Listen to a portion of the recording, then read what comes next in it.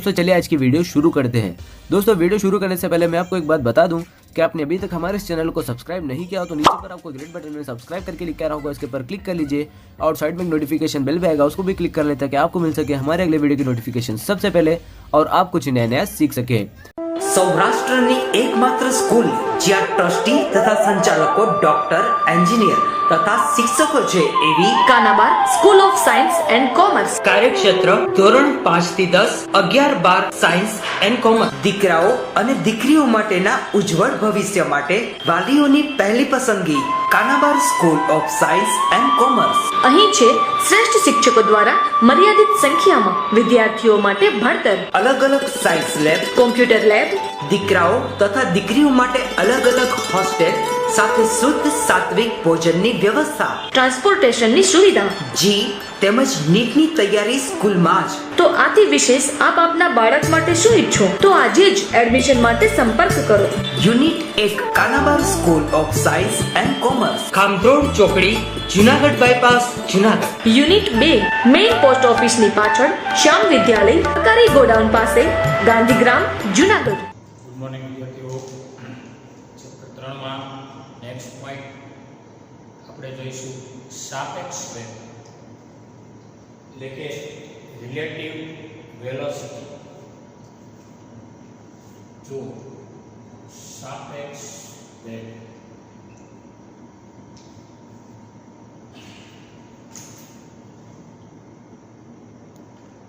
હવે ખાસ કરીને મિત્રો બે પદાર્થો છે A અને B કે જેઓ એક પારિમાણિક કૌંસમાં x અક્ષ પર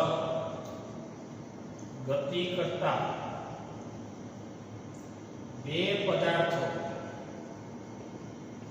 A અને B ના સરેરાશ વેગ VA અને VB છે। સફિક્સમાં A પદાર્થનો વેગ VA, B પદાર્થનો વેગ VB એક પરિમાણમાં એટલે કે સુરેખ પથ ઉપર ગતિ કરતા બે પદાર્થો A અને B છે જેમના સરેરાશ વેગ V અને VB છે। t બરાબર 0 સમયે આ પદાર્થના સ્થાન અનુક્રમે x a of 0 અને x b of 0 છે। a પદાર્થનું સ્થાન 0 સમયે x a of 0 અને b પદાર્થનું સ્થાન 0 સમયે x b of 0 છે। t સમયે સ્થાન x a of t અને x b of t છે। t સમયે સ્થાન x a of t અને x b of t નીચે મુજબ છે। પહેલા તો સાપેક્ષ વેગને સામાન્ય રીતે ગણવું હોય તો અવલોકનકાર એટલે કે અવલોકન લેનાર વ્યક્તિ એ ક્યાંથી અવલોકન લે છે એની સાપેક્ષે વાતો કરાય। તમે કોઈ બસમાં જાઓ છો અને તમારી બાજુમાંથી બીજી બસ નીકળે છે, એ તમારી બસને ઓવરટેક કરી લે છે ત્યારે તમારી સાપેક્ષે એ બસનો વેગ તમને વધુ નોંધાવો, પણ બીજી બસમાં રહેલા મુસાફરને તમારી બસ એટલે કે હવે બસ બી બોલો તમારી એ બી ની સાપેક્ષે એ બસ એ ધીમી નોંધે છે એટલે કે એની ઝડપ ઓછી નોંધે છે। હવે સાપેક્ષ વાતો થઈ, એકની સાપેક્ષે બીજો અથવા બીજાની સાપેક્ષે પહેલો। ઘણીવાર એક પદાર્થની સાપેક્ષે કોઈ પદાર્થનો વેગ માપવાનો હોય, ઘણીવાર ગતિશીલ બંને પદાર્થો હોય છતાંય આની સાપેક્ષે આનો અથવા આની સાપેક્ષે આનો વેગ નોંધાતો હોય. તો હવે t સમયે કોઈ એ પદાર્થનું સ્થાન x of t અને b પદાર્થનું સ્થાન x b of t નીચે મુજબ છે, જે આપણે આમ લખી શકીએ છીએ. x a of t બરાબર x a of 0 વત્તા v t અને સમીકરણ 1. આ જ રીતે x b of t બરાબર x b of 0 વત્તા v t કોનો b પદાર્થ. તમને મનમાં થાય આવા તો ટેક્સ્ટ બુકમાં છે, અહીંયા પાઠ્યપુસ્તકમાં છે અને તમે મેળા લખવા અમારે કેમ સમજવું? તમને એમ થતું હોય. હવે તમને તમે વેગને શું બોલો છો? સમીકરણ 1 અને 2 ની સમજૂતી. સમીકરણ 1 અને 2 ની સમજૂતી કેમ આવ્યા? તમે મિત્રો વેગને શું વાંચો છો? વેગને વ્યાખ્યાયિત કેમ કરો છો? તો કે સ્થાનાંતરના છેદમાં સમય. જો વેગ એટલે સ્થાનાંતરના છેદમાં સમય. રેડી? હવે સ્થાનાંતર એટલે ડેલ્ટા x, સમયગાળો એટલે ડેલ્ટા t અને આ વેગ એટલે સરેરાશ.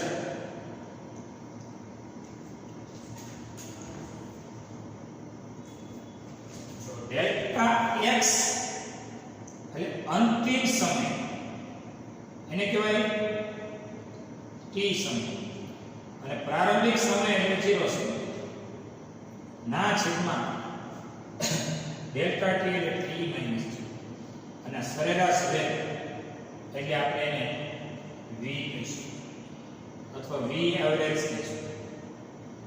v એવરેજ અથવા તો v અહીંયા થઈ ગયું x of t minus x of 0. t minus 0 છે છેદમાં હતો, અહીંયા આવી ગયો t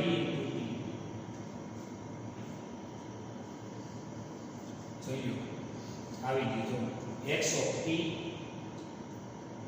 minus x of 0 વૈધા બરાબર v એટલે vt બરાબર, અને આમે લખાય ને જો અને આમે લખાય એ પદાર્થ માટે હોય તો સફિક્સમાં a, સફિક્સમાં a, સફિક્સમાં a. રેડી? તો અહીં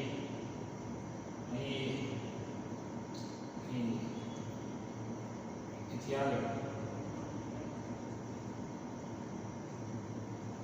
આગળ શું લખાય? આવું કરવું હોય તો આને સૂત્ર કરતા બનાવવાનું. x of t બરાબર માઈનસ છે તો આ બાજુ તો થાય પ્લસ, જે આ માઈનસ આ બાજુ હતા પ્લસ થયા. x of 0 અને પ્લસ v t. આને આ બાજુ હતા પ્લસ થયા, આ n ગયા બોલો છો x of 0 એવું નથી.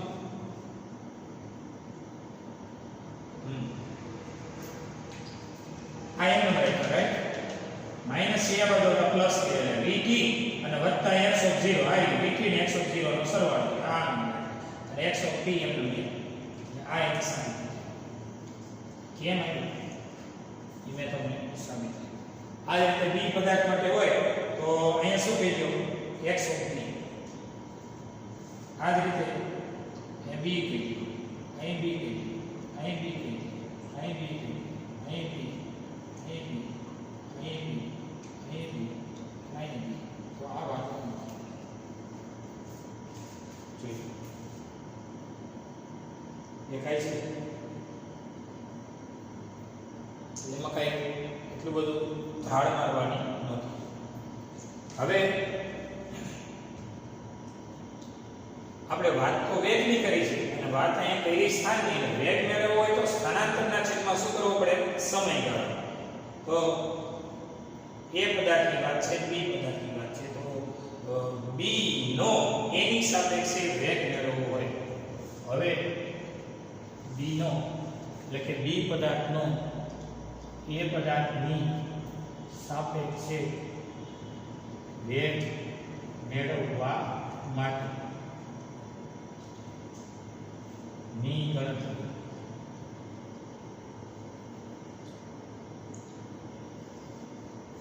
મેળવવા માટે ગણતરી ક્યાં કેલ્ક્યુલેશન ચેક કરું છું. બે માંથી આપણે બાદ કરો.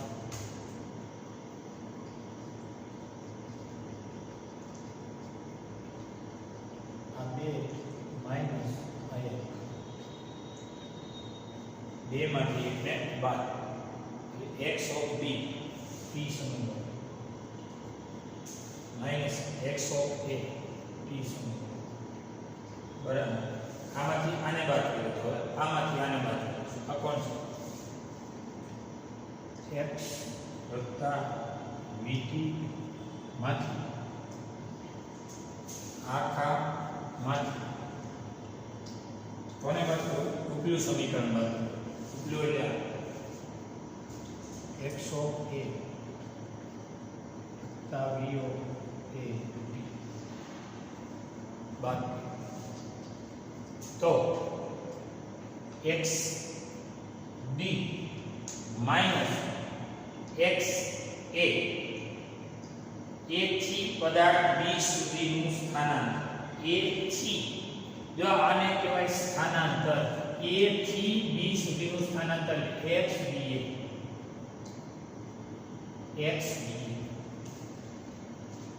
x of dA a થી b સુધીનું સ્થાનાંતર. હવે આ ઉગમ બિંદુમાંથી ગતિની શરૂઆત કરતો હોય તો આ લેવલ છે. આમાં એ ઉગમ બિંદુમાંથી ગતિની શરૂઆત કરતો હોય. ઉગમ બિંદુ એટલે સંદર્ભ બિંદુ. આપણે 0 સ્થાનની વાતો કરતા હોય, 0 સમયે અને 0 સ્થાને ગતિની શરૂઆત કરાવો. ગણતરી માટે સરળ હોય એટલે સ્થાન એટલે x બરાબર 0, પછી x બરાબર જે મૂકે ત્યાં, એટલે તમારે એની બાદબાકી ઈઝી વત્તા v of a તો x dA બરાબર કાઉન્સ કરી નાખો vb t વત્તે ઓછું ઓછા va. તો હવે x dA બરાબર vb minus va into t करने को काउंस में t छेद में आवे x dA by t vb minus v અને સ્થાનાંતરના છેદમાં સમયગાળો એને પણ આપણે શું કહીએ? વેગ. vba બરાબર vb માઇનસ v અને વચ્ચાયામ આનું વાંચન કરવું નામ કહેવાય એ નો સોરી જે ની સાપેક્ષે હોય આ ની સાપેક્ષે અને આ ન એટલે કે બી નો એ ની સાપેક્ષે વેગ નું વાંચન શું કરાય? બી પદાર્થનો એ પદાર્થની સાપેક્ષે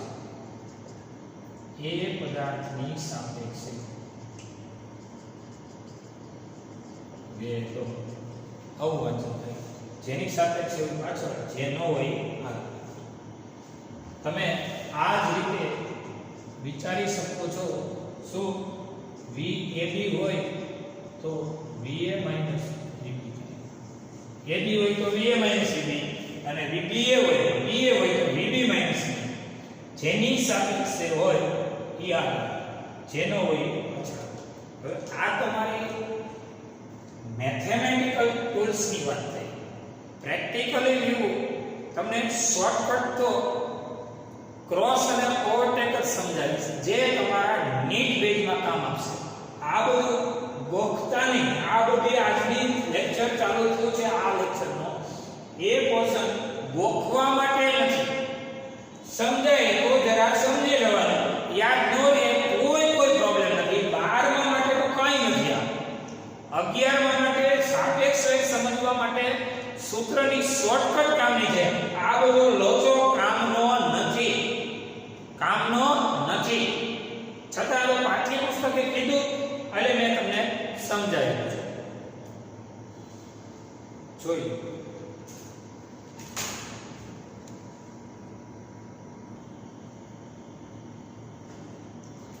ચાલો તો નેક્સ્ટ પોઈન્ટ, સમાન વેગથી ગતિ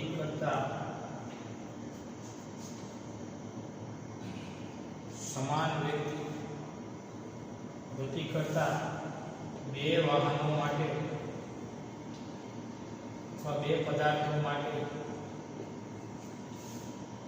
xt આવે. સમાન વેગથી અને એ કેટલું એક જ દિશામાં સમાન વેગથી ગતિ કરતા બે વાહનો માટે xt આવે.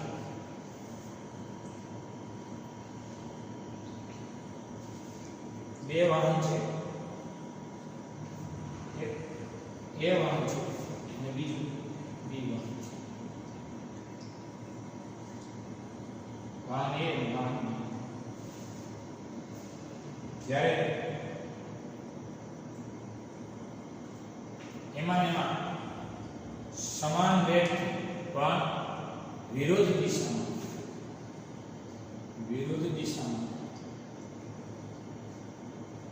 સમાન વેગથી ગતિ કરતા બે વાહનો. જો અહીં xt આલેખના ઢાળ બંને માટે સરખા છે. આનો ઢાળ જોઈએ તો આનો ઢાળ જોઈએ, અને ઢાળ બંને માટે સરખા છે એટલે ઢાળ એટલે એની વેગ અથવા તો ઝડપ. xt આલેખનો ઢાળ બંને સમાન છે એટલે બંને વાહનની ઝડપ સમાન છે અથવા વેગ સમાન છે. સમાન વેગથી ગતિ કરતા અથવા વિરુદ્ધ દિશામાં ગતિ કરતા બે વાહનો માટે xt આલેખ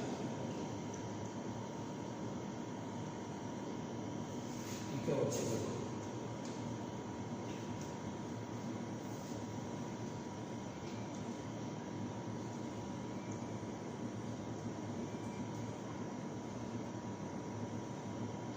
એકનો ઢાળ નાખી તો બીજાનો ઢાળ એવું રોજ ઢાળો. જેટલો ઢાળ અહીંયા એટલો જ ઢાળ. હવે ત્યાર પછી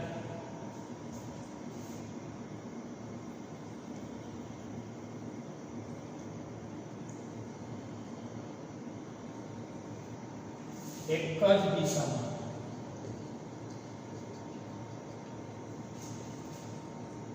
અસમાન વેગથી ગતિ કરતા બે વાહનોમાંથી xt આલેખ અથવા x વિરુદ્ધ t નો આલેખ. એક જ દિશા હોય અને અસમાન વેગ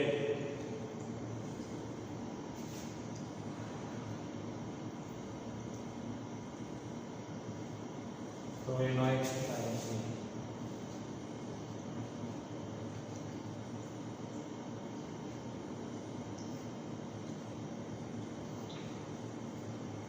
સમજાય છે? બેયના ઢાળ ધન છે, વેગ ધન છે, દિશા એક જ થાય. આનો પદાર્થ એ છે આપણે આમે એકને એક બીજાને બી આમે એકને એક બીજાને એક જ દિશાના છે. આની જેવા છે. આમાં સમાન વેગ હોવાથી ઢાળ સમાન હોય. આમાં અસમાન હોવાથી એકનો ઢાળ અને બીજાનો ઢાળ અલગ. આમાં એક જાય છે બીજો આવે છે. આવી વાત છે. હજી એક ઓપ્શન ખોલો. વિરુદ્ધ દિશામાં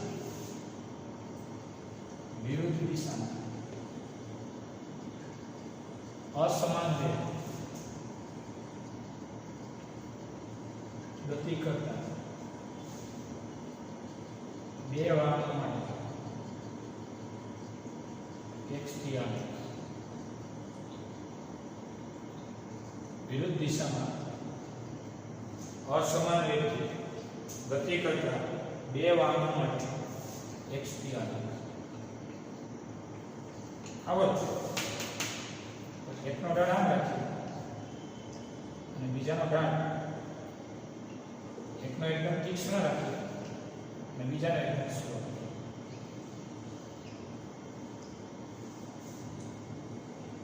સમજાય છે?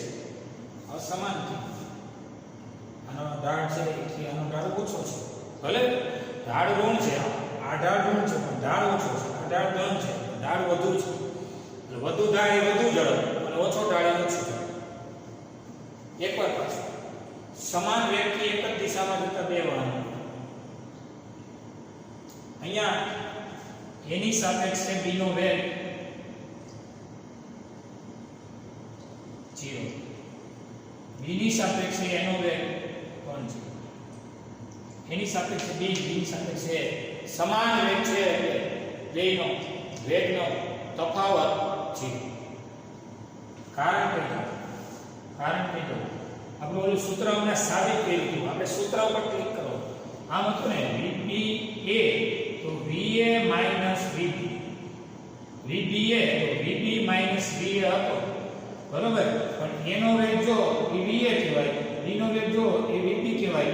અહીં શું છે તો કે વેગ એનો અને B નો કેવો છે? સમાન છે, સરખા ઢાળ છે એટલે બેના વેગ સમાન છે. અને સમાન છે તો જે VB છે એ VB અને VA છે ન્યાય VB માઈનસ VB કરો 0 એટલે VBA એટલે 0. B ની સાપેક્ષે એનો વેગ છે, એ જ રીતે એની સાપેક્ષે B નો વેગ 0. અહીંયા બંને પરસ્પર વિરુદ્ધ દિશામાં છે. તો વિરુદ્ધ દિશામાં છે તો થાય કેવું? તો કે એનો વેગ અને B નો વેગ સમાન છે. એનો વેગ અને b નો વેગ કેવો છે મિત્રો? સમાન છે. જોતા જજો અહીંયા કેટલો ઢાળ છે, દિશા પરસ્પર વિરુદ્ધ છે. આમ છે 250 ની સ્પીડે આવતી કાર છે, આમાં 250 ની સ્પીડે જતી કાર છે, એક દિશામાં જાય છે સુરેખ પથ. આમાં સુરેખ પથ પર વિરુદ્ધ દિશા.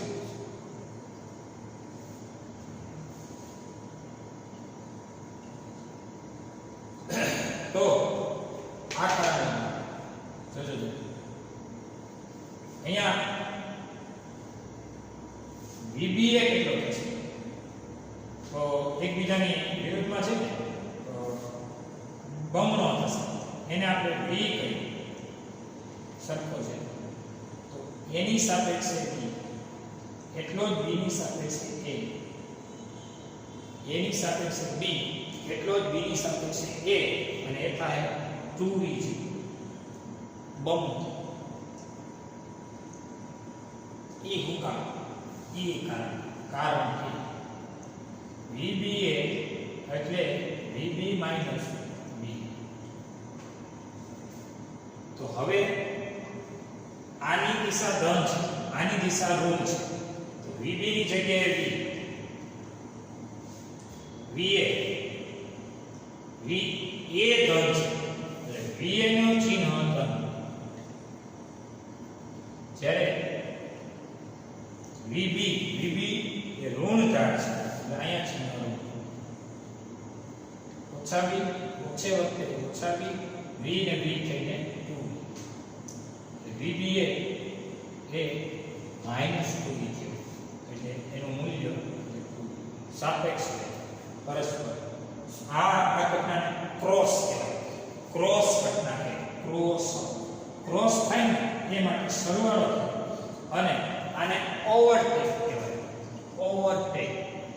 ઓવરટેક માટે બાદબાકી,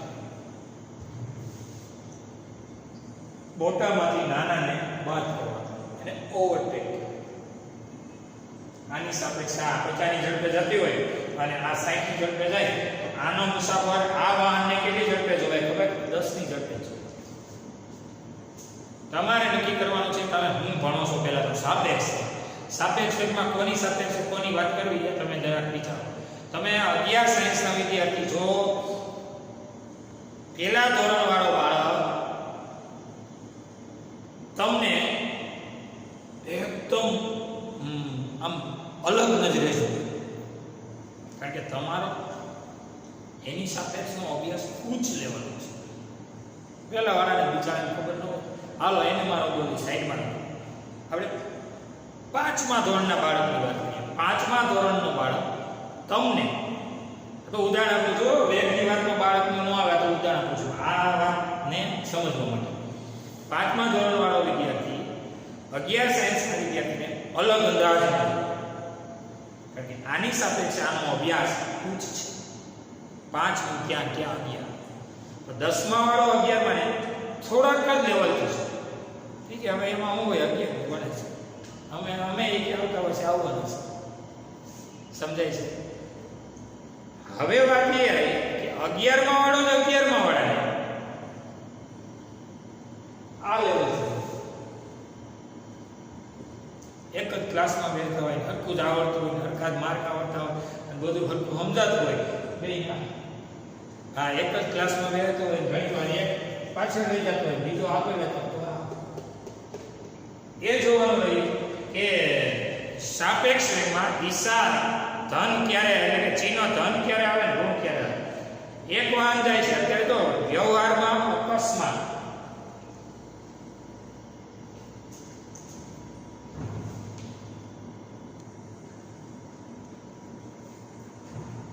ઉદાહરણ 9 પેજ નંબર 52.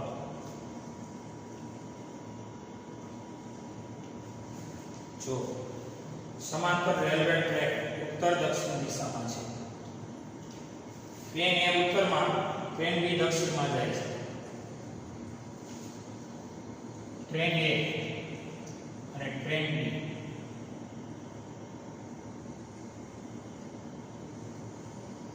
ટ્રેન એ ઉત્તર દિશામાં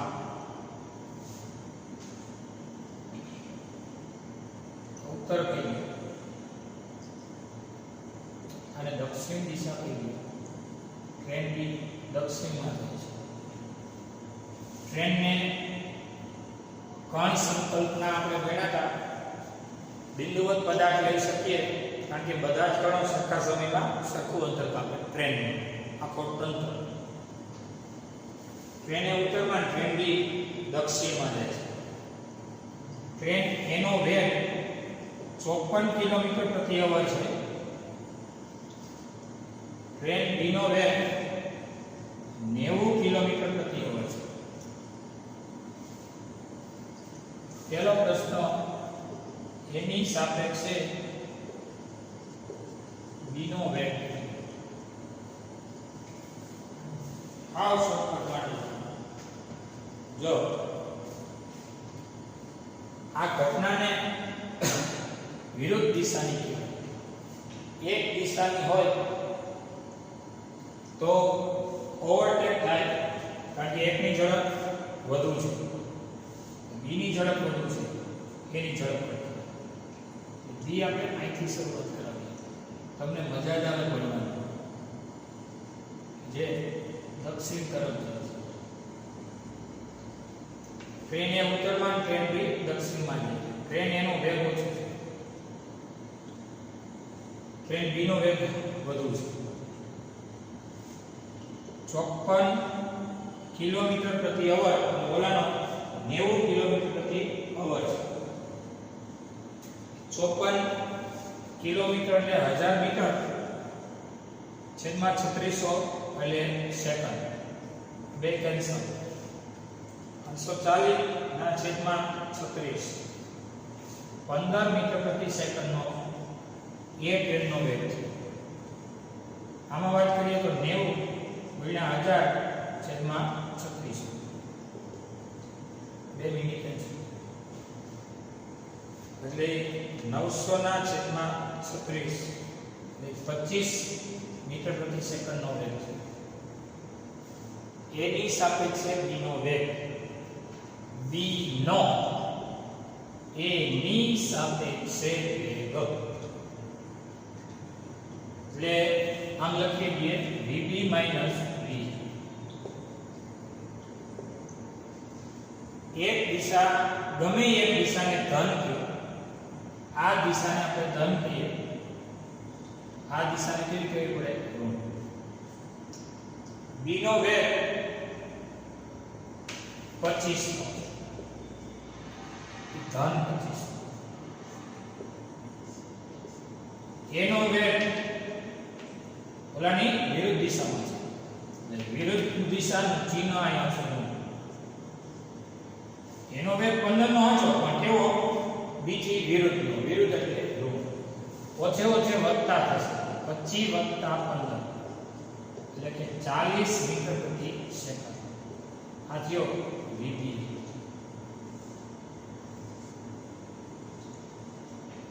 એની સાપેક્ષે v નો વેગ 40 મીટર પ્રતિ સેકન્ડ.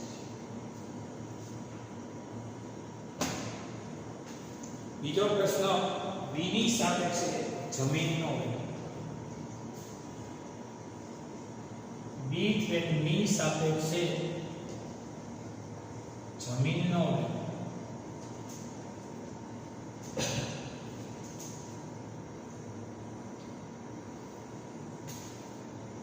કોનો?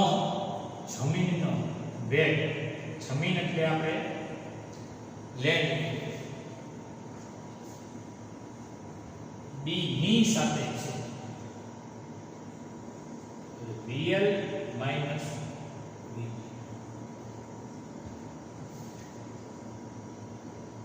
તો જમીન તો સ્થિર જ હોવાની, ટ્રેન હાલે ન હાલે, જમીન ને ઉઠે. ટ્રેન b નો વેગ કેટલો છે? 25. એટલે આ થયો -25. એનું માન કાઢો, એ થયો 25. b ની સાપેક્ષે જમીનનો વેગ 25. જોઈએ.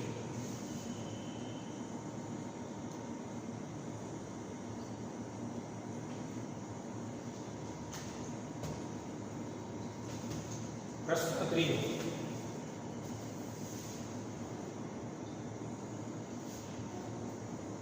ટ્રેન એની છત પર ગતિની વિરુદ્ધ દિશામાં, ટ્રેન એની છત પર ગતિની વિરુદ્ધ દિશામાં, ટ્રેન એની સાપેક્ષે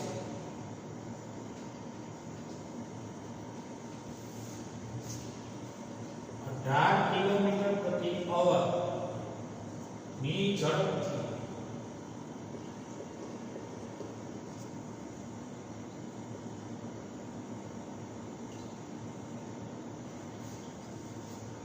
દોડતા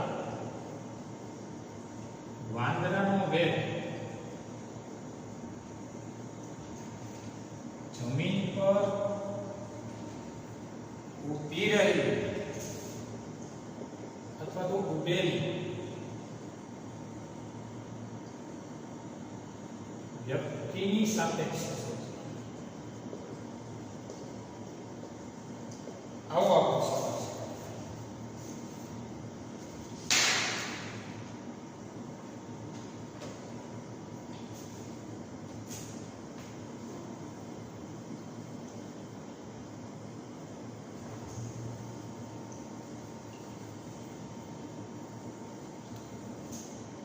ટ્રેન એની છત છે, એની ઉપર વાંદરો છે. ટ્રેન એ છે ને એની છત ઉપર વાંદરો છે, અને આ વાંદરો ગતિની વિરુદ્ધ દિશામાં એની સાપેક્ષે 18 ની ઝડપે દોડે છે. વાંદરો છે ને ટ્રેન એની છત ઉપર અહીંયા છે, અને વાંદરો આમ દોડે છે. એટલે વેલોસિટી મંકી 18 ગુણ્યા 1000 છેદમાં 3600 2 મિનિટ ગઈ 18 દુ 36 10 ભાગ્યા 2 5.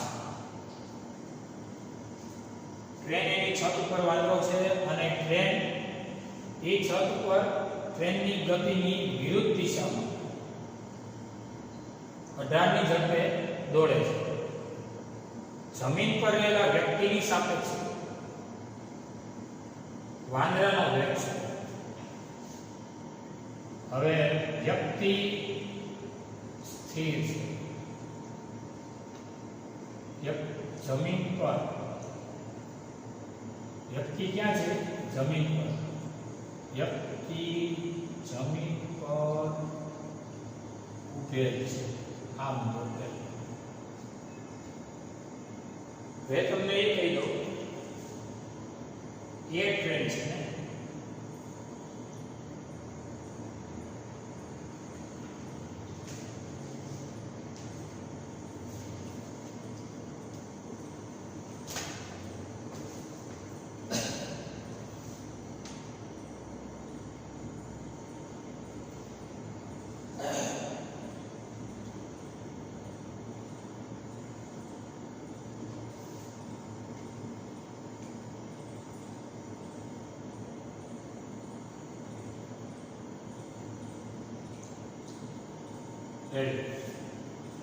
વ્યક્તિ જમીન પર ઊભો છે.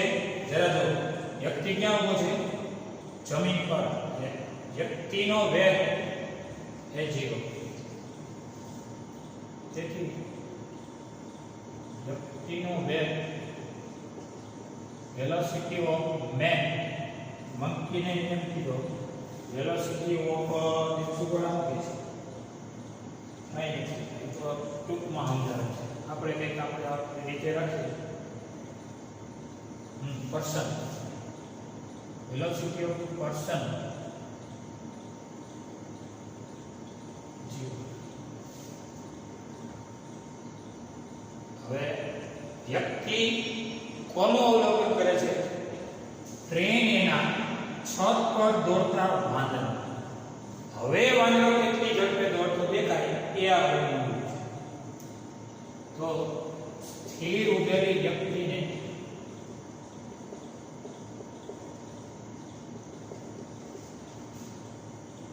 ટ્રેન એની છત પર ટ્રેનની ગતિની વિરુદ્ધ. જો અહીંયા વિરુદ્ધ એટલે આ ઘટનાને ક્રોસ ન કહેવાય.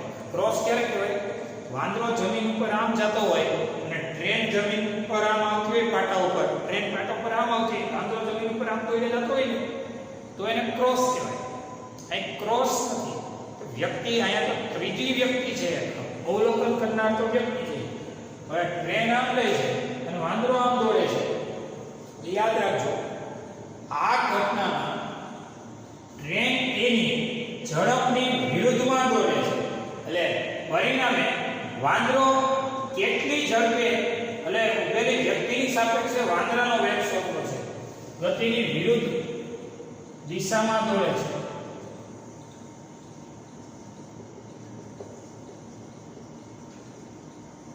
હોવાથી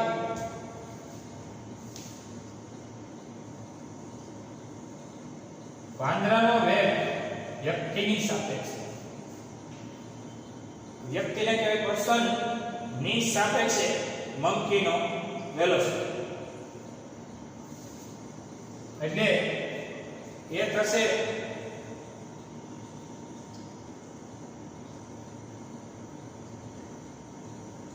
ફાઇનલી ટ્રેન ના છત પર દોડે છે. ટ્રેન એનો વેગ છે, એમાંથી વાંદરાનો વેગ બાદ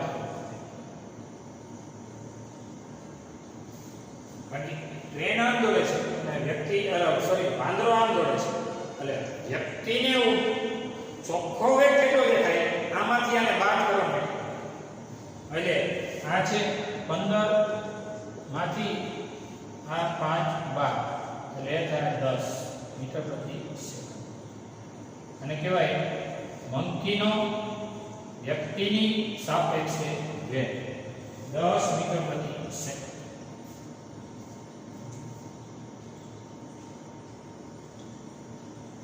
જેને ન સમજાતું હોય ને એ જરા એ સમજી લે કે તમે કોઈ હોડી હોય,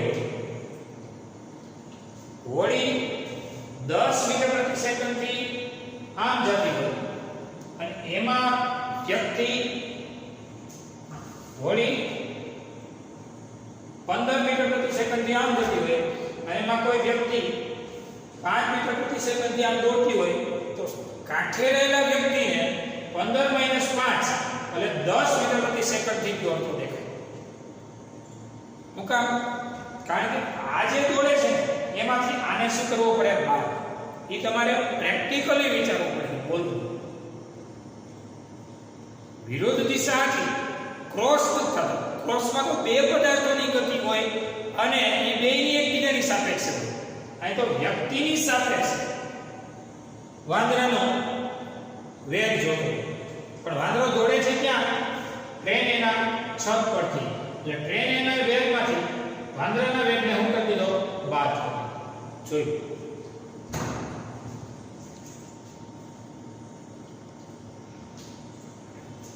ચલો અહીંયા આપણું લેક્ચર પૂરું કરીએ છીએ.